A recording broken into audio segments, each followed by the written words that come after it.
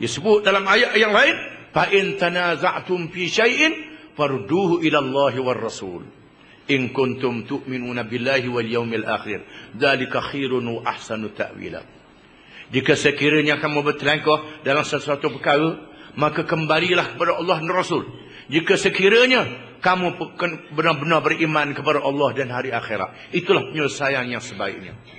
Di zaman dulu, apabila Sayyidina Husain dibunuh, ulama-ulama Sunni dihukum pancung kerana mempertahankan Sayyidina Husain.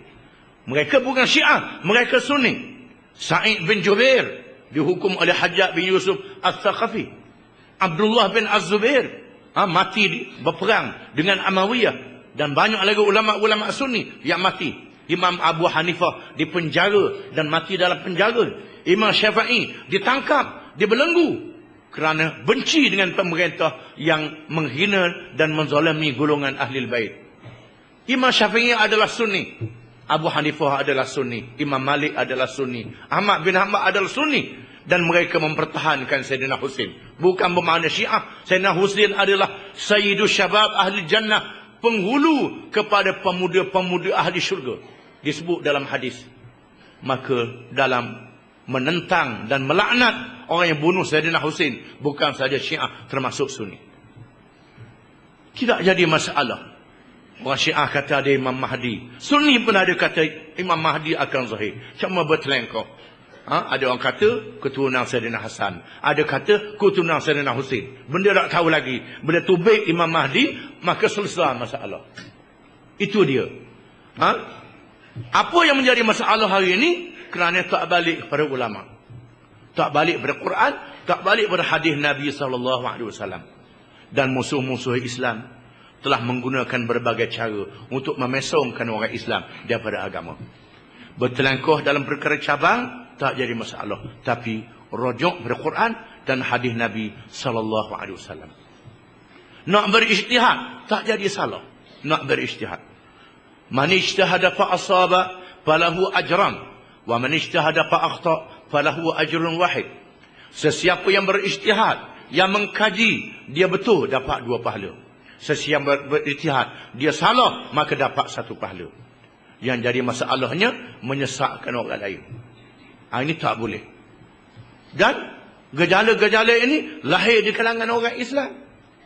Membalah pasal kenduri arwah, membalah pasal kata amin, doa di belakang, membalah. Ini termasuk dalam perkara ijtihadiyah, perkara furu', bukan perkara asas. Kena lihat perkara asas.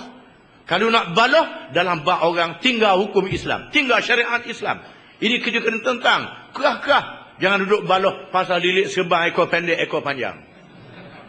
Ini ada juga setengah negeri.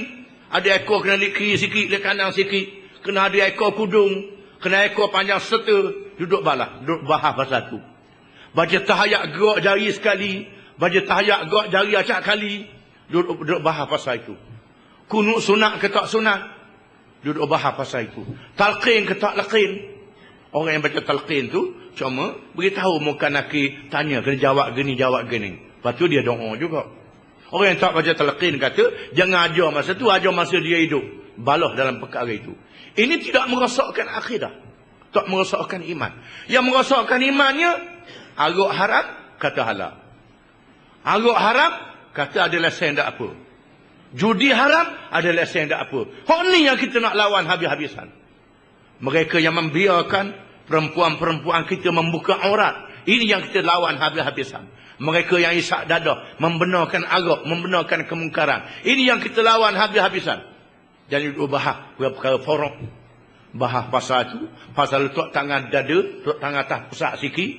Tangan kena sengit kanan sikit, kiri sikit. Masa letak di dada ni. Itu duduk balas pasal bab itu.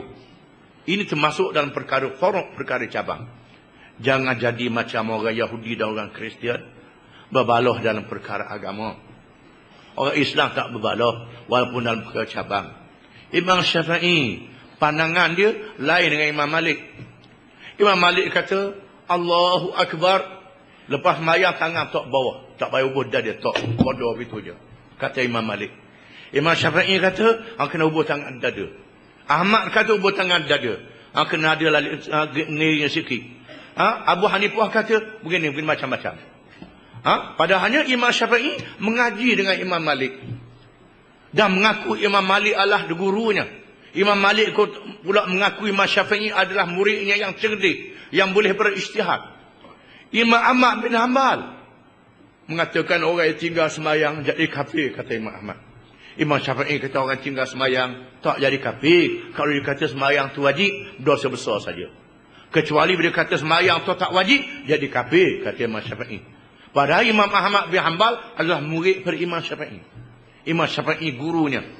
Imam Syafi'i mengaku ini anak murid aku yang alim, yang bijak, yang handal. Tak dia tak kata ini anak murid aku celaka, tak kata begitu. Imam Ahmad tak kata Imam Syafi'i adalah guru aku. Dan Imam Syafi'i memuji Abu Hanifah adalah alim di zamannya dan mengaji dengan Muhammad bin Hasan Asy-Syaibani di Iraq, murid kepada Abu Hanifah, kerana tak sempat dengan Abu Hanifah, tapi ada ijtihad dia sendiri dalam masalah agama. Mereka berkhilaf dalam perkara cabang, tak balah. Orang Islam bersatu. Bersatu bila lawan musuh, bersatu. Yang jadi masalahnya kita tak bersatu kerana masalah-masalah cabang. Maka jadi balah macam Yahudi, macam Kristian, maka dihentam oleh musuh. Kalau balah tak ikut peraturan, tak ikut cara, kadang-kadang anjing lebih baik. Pasal anjing lebih baik.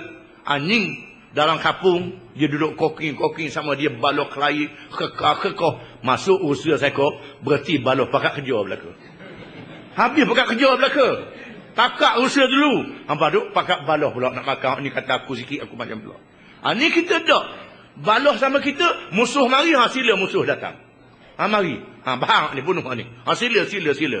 Apa yang berlaku di Iraq, yang berlaku di Afghanistan, yang berlaku di Somalia, yang tengah buat masuk penjajahnya, orang yang mengaku Islam juga, pakai kapiah lembek juga, pakai serban juga. Ini jadi masalahnya. Inilah selarunya orang Islam. Jangan kamu jadi seperti puak-puak yang berpecah, yang bertelekah, selepas datang kepada mereka keterangan-keterangan daripada Nabi-Nabi dan Rasul. Wa ulaika lahum azabun azim, dan bagi mereka azab seksa yang besar.